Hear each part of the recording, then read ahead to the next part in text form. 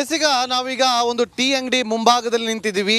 ಇದನ್ನ ಕಂಪ್ಲೀಟ್ ಆಗಿ ಧ್ವಂಸ ಮಾಡಿದ್ದಾರೆ. ಈ ಒಂದು ಟೀ ಅಂಗಡಿ ಮಾಲೀಕರಿಗೆ ಬೆಳಗ್ಗೆ ವಿಚಾರ ಗೊತ್ತಾಗುತ್ತೆ. 3 ವರ್ಷಗಳಿಂದ ಈ ಒಂದು ಟೀ ಅಂಗಡಿಯನ್ನು ನಡೆಸ್ಕೊಂಡು ಬರ್ತಾ ಇದ್ರು.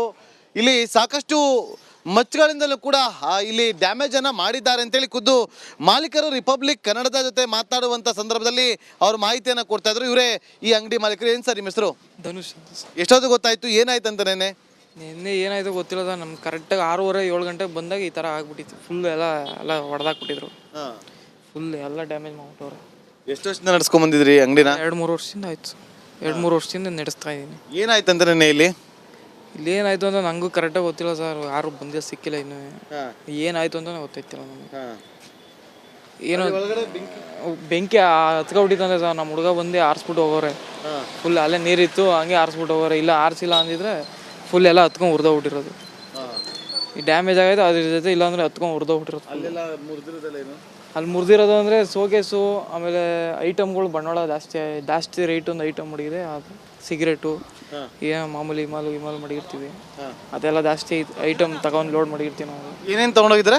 ಸಿಗರೇಟ್ಗಳು, ಗ್ಯಾಸು, ಸಿಲಿಂಡ್ರು, ಆಮೇಲೆ ಟಿ ವಿ, ಹೋಮ್ ಥಿಯೇಟ್ರುಗಳು, ಯಾವ್ಯಾವ ಜಾಸ್ತಿ ಬೆಲೆ ಬಾಳವ ಅವನ್ನೆಲ್ಲ ಎತ್ಕೊಂಡು ಹೋಗೋರು. ಮತ್ತೆ ಈ ಟಿವಿ ಎಲ್ಲಿತ್ತು? ಟಿವಿ ಇದೆ, ಅಲ್ಲೇ ಇದ್ದಿತ್ತು, ಮೇಲೆ ಅಲ್ಲೇ ಇದ್ದಿದ್ದು.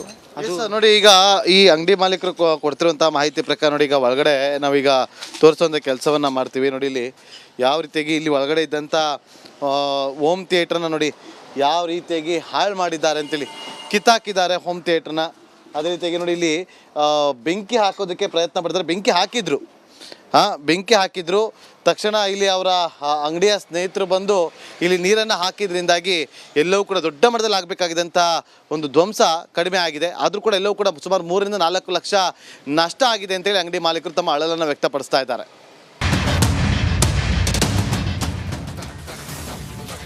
ನೋಡಿ, ನೆನ್ನೆ ನಾಗಮಂಗಲದಲ್ಲಿ ಕೋಮು ಗಲಭೆ ನಡೆಯೋ ಸಂದರ್ಭದಲ್ಲಿ ಪರಮೇಶ್ವರ್ ಸಾಹೇಬರಿಗೆ ಕೋಮು ಗಲಭೆ ಅಂದ್ರೆ ಕೋಪ ಬಂದಿತ್ತು. ಬಟ್ ಅಲ್ಲಿ ಸಿಚುಯೇಷನ್ ಹಾಗೆ ಇತ್ತು. ಈ ಗಲಭೆ ನಡೆಯೋ ಸಂದರ್ಭದಲ್ಲಿ ಕಿಡಿಗೇಡಿಗಳನ್ನ ಮಹಿಳೆಯೊಬ್ಬರು ದಿಟ್ಟತನದಿಂದ ಫೇಸ್ ಮಾಡಿರುವ ಘಟನೆ ಕೂಡ ನಡೆದಿದೆ.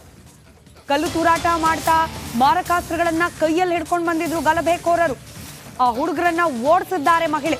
20ಕ್ಕೂ ಹೆಚ್ಚು ಮಹಿಳೆಯರು ಸೇರಿ ಈ ಕಿಡಿಗೇಡಿಗಳನ್ನ ಅಲ್ಲಿಂದ ಜಾಗ ಖಾಲಿ ಮಾಡಿಸಿದ್ದಾರೆ.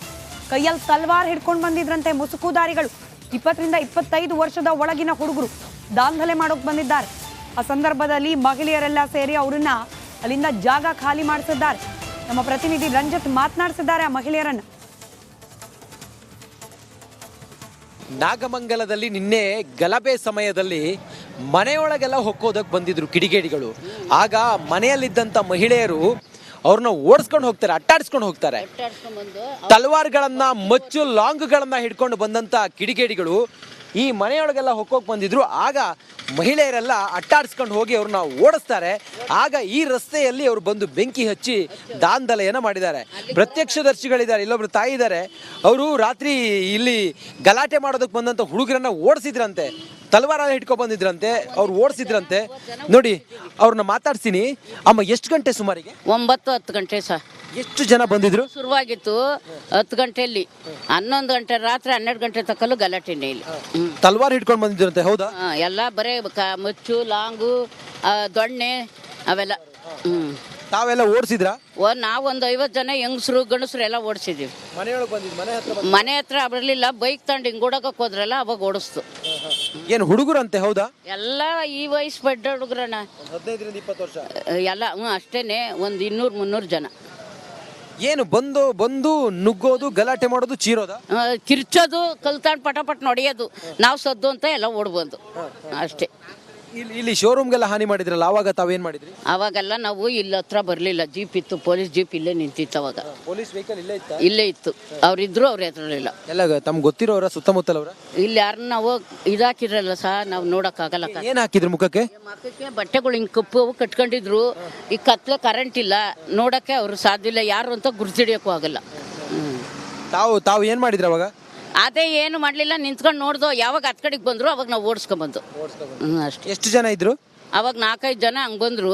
ಅವಾಗ ನಾವು ಹೆಂಗಸರು ಮಕ್ಕಳೆಲ್ಲ ಓಡಿಸ್ಕೊಂಡ್ಬಂದು ಅಷ್ಟೇ. ಈಗ ಏನ್ ಹಿಂಗಾದ್ರೆ ಹೆಂಗೆ ಅಂತ? ಯಾಕೆ ಹಿಂಗ್ ಮಾಡ್ತಾರೆ? ಯಾಕೆ ಹಿಂಗೆ ಮಾಡ್ತಾರೋ? ನಾವು ಅಲ್ಲಿ ತರಕಾರಿ ಮಾರ್ತೀವಿ ಸಹ. ಇವತ್ತು ಹೋಗಿಲ್ಲ. ನೋಡಿ, ಇದು ಪ್ರತ್ಯಕ್ಷದರ್ಶಿಗಳು ಕಂಡವರು, ಏನಾಯಿತು ಆ ಸಮಯದಲ್ಲಿ ಪ್ರತ್ಯಕ್ಷದರ್ಶಿಗಳು ತಮ್ಮ ಕಣ್ಣಾರೆ ಕಂಡವರು, ತಲ್ವಾರ್ ಹಿಡ್ಕೊಂಡು ಒಳಗಡೆ ಬಂದಾಗ ಅವ್ರನ್ನ ಅಟ್ಟಾಡಿಸ್ಕೊಂಡು ಬಂದವರು, ಚಿಕ್ಕ ಚಿಕ್ಕ ಹುಡುಗರು ಅಂತೇಳಿ ಹೇಳ್ತಾ ಇದ್ದಾರೆ. ನೋಡೋಣ, ಪೊಲೀಸರು ಕೆಲವರನ್ನ ಈಗ ವಶಕ್ಕೆ ಪಡೆದುಕೊಂಡಿದ್ದಾರೆ. 20ರಿಂದ 22 ವರ್ಷ ವಯಸ್ಸಿನ ಹುಡುಗರಂತೆ. ನೋಡಿ, ಎಂಥ ಅಮಲು ಅವರಿಗೆ ಅನ್ನೋದನ್ನು ನಾವು ಅರ್ಥ ಮಾಡ್ಕೋಬೇಕಿಲ್ಲಿ. ಕ್ಯಾಮ್ರಾ ಪರ್ಸನ್ ಮಂಜುನಾಥ್ ಜೊತೆ ನಾನು ರಂಜಿತ್ ಸೂರ್ಯ, ರಿಪಬ್ಲಿಕ್ ಕನ್ನಡ, ನಾಗಮಂಗಲ. ಸಚಿವ ಚಲುವರಾಯ ಸ್ವಾಮಿ ಅವರು ಕೂಡ ರಿಯಾಕ್ಷನ್ ಕೊಡ್ತಿದ್ದಾರೆ ಈ ಘಟನೆ ಕುರಿತಂತೆ. ಎಲ್ಲಾ ಧರ್ಮದಲ್ಲೂ ಕೂಡ ಕಿಡಿಗೇಡಿಗಳಿದ್ದಾರೆ. ಮಂಡ್ಯದಲ್ಲಿ ಸಚಿವ ಚಲುವರಾಯ ಸ್ವಾಮಿ ಅವರ ಸ್ಟೇಟ್ಮೆಂಟ್ ಇದು. ಎಲ್ಲಾ ಧರ್ಮದಲ್ಲೂ ಕೂಡ ಕಿಡಿಗೇಡಿಗಳಿದ್ದಾರೆ.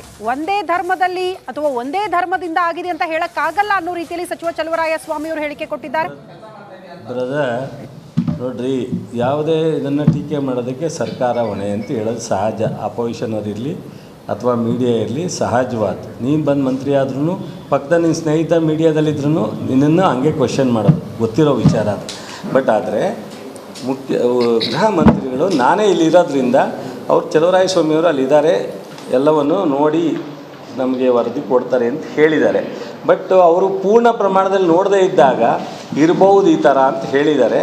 ಬಟ್ ನಾನೇ ಸ್ಪಾಟಿಗೆ ಬಂದಿರೋದ್ರಿಂದ ನಾನು ನೋಡಿದ್ದೀನಿ. ಕೆಲವು ಸಣ್ಣ ಪುಟ್ಟ ಅಂತ ಅಲ್ಲ, ಕೆಲವು ಡ್ಯಾಮೇಜ್ ಆಗಿದೆ, ಅದನ್ನು ಸರಿಪಡಿಸಿ. ಒಬ್ಬೊಬ್ಬರು ಹೇಳಿದ್ರೆ ಏನು ಹೇಳ ಅಲ್ಲ ಗುರು, ಒಬ್ಬೊಬ್ಬರೇ ಮಾತಾಡಿದ್ರು. ಈ ರೀತಿ ಘಟನೆ ಇದೇ ಮೊದಲಲ್ಲ.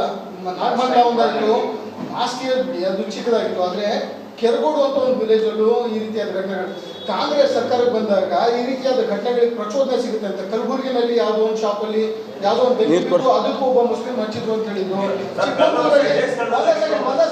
ನೋಡಪ್ಪ, ಒಂದು ನಿಮಿಷ ಬ್ರದರ್, ಬ್ರದರ್ ಒಂದು ನಿಮಿಷ. ಒಬ್ಬೊಬ್ಬರಾಗಿ ಹೇಳಿದ್ರೆ ನಾನು ಕ್ಲಾರಿಫೈ ಮಾಡ್ತೀನಿ. ಕಳೆದ ಬಾರಿ ಕೂಡ ಇದೇ ಸ್ಥಳದಲ್ಲಿ ಘಟನೆ ನಡೆದಿತ್ತು. ಪೊಲೀಸರು ವೈಫಲ್ಯ ಪೊಲೀಸ್ ವೈಫಲ್ಯ ಇದ್ದರೆ ಖಂಡಿತ ಅವ್ರ ಮೇಲೂ ಸರ್ಕಾರ ಕ್ರಮ.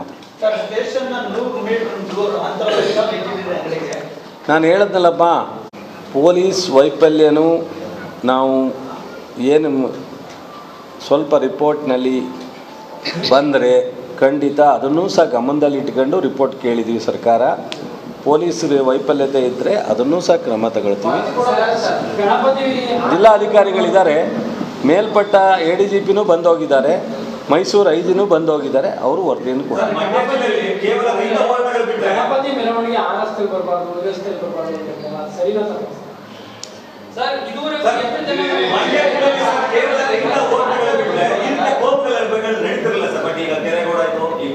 ಯಾಕಾಯ್ತು? ಸರ್ಕಾರದ ವೈಫಲ್ಯತೆ ಅಲ್ಲ, ಈ ಥರದ ಇನ್ಸಿಡೆಂಟ್ನ ಹುಡುಕಿ ಮಾಡಕ್ಕೆ ಹೋಗ್ತಾರಲ್ಲ, ಅದರಿಂದ ಆಯ್ತು ಅಂತ ಹೇಳಿ. ಒಂದು ನಿಮಿಷ.